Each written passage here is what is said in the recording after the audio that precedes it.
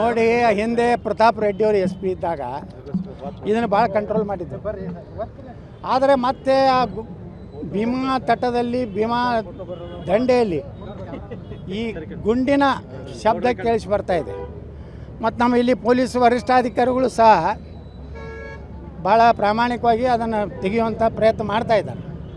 ನಾ SP ಅವರಿಗೆ ಹೇಳ್ತಾ ಇದ್ದೀನಿ, ನೀವು ಯಾವುದೇ ರಾಜಕೀಯ ಒತ್ತಡಕ್ಕೆ ಮಣೆ ಇದೆ, ಯಾರು ಕಲ್ಪ್ರಿಟ್ರ್ ಅದಾರ, ಯಾರು ಎಷ್ಟೇ ದೊಡ್ಡವರಿರಲಿ ಅವ್ರಿಗೆ ಶಿಕ್ಷೆ ಆಗುವಂಥದ್ದು ಮಾಡಬೇಕು. ಇಲ್ಲಾಂದರೆ ಇಡೀ ಭೀಮಾ ನದಿ ದಂಡೆ ಇವತ್ತು ತಲ್ಲಣಾಗಿದೆ.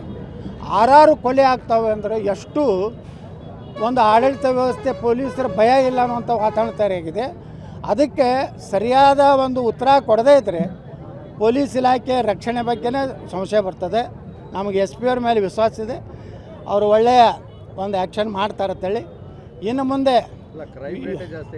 ಬ್ಯಾಂಕ್ಗಳ ದರೋಡೆ ಎಲ್ಲ ದೊಡ್ಡ ದರೋಡೆ, ಸಣ್ಣದು ಅಲ್ಲ. ನೋಡಿ, ಅಲ್ಲಿ ಬ್ಯಾಂಕಿಂದ ಏನು ಇಟ್ಟಿದ್ರು ಪಾಪ ಅವ್ರಿಗೆ ಬಂಗಾರ ಅಲ್ಲ, ಅವ್ರು ಇಟ್ಟಿದಂಥ ಒಂದು ಪೊಲೀಸ್ ಮನಗುಳಿ ಬ್ಯಾಂಕ್ ದರೋಡೆ ಆಯಿತು, ಚರ್ಚಣ ಬ್ಯಾಂಕ್ ದರೋಡೆ ಆಯಿತು.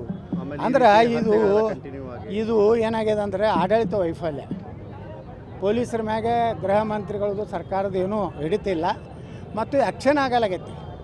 ಇವತ್ತು ನೀವು ಆಳಂದದಲ್ಲಿ ಶಿವಲಿಂಗ ಮೇಲೆ ಮೂತ್ರ ವಿಸರ್ಜನೆ ಮಾಡಿದವ್ರು ನೀವು ಬಿಡ್ತೀರಿ ಅಂದಮೇಲೆ ಆಡಳಿತ ಎಲ್ಲೈತಿ? ಒಬ್ಬ ಶಿವನ ಮೇಲೆ ಹಿಂದೂಗಳ ಭಾವನೆಗಳನ್ನು ಕೆದಕೋರ ಮೇಲೆ ಕೇಸ್ ಬಿಡ್ತೀರಿ.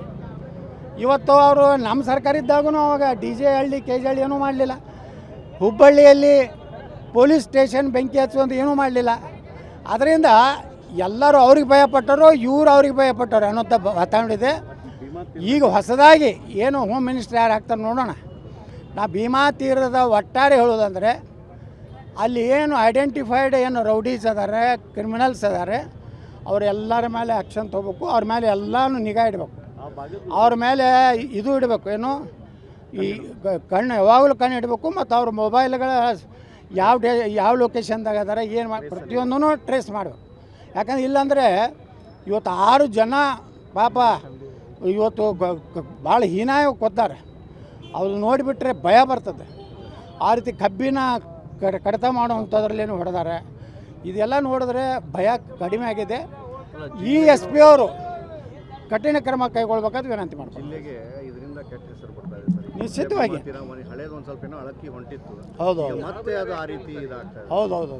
ಈ ಪೊಲೀಸ್ ಇಲಾಖೆ ಬಗ್ಗೆನೇ ನಮ್ಮ SP ಅವ್ರ ಬಗ್ಗೆ ನಮ್ಮದು ವಿಶ್ವಾಸ ಇದೆ. ಅವ್ರು ಏನು ಕ್ರಮ ತೊಗೋಲಿಲ್ಲ ಅಂದ್ರೆ ಮುಂದೆ ನಮ್ದು ಐತಲ್ಲ, ಮತ್ತು ವಿರೋಧ ಪಕ್ಷದ ಕೆಲಸ ನಾವು ಮಾಡ್ತೀವಿ. ಅಲ್ಲಿವರೆಗೂ ಫ್ರೀ ಬಿಟ್ಟಿವ್ರಿಗೆ.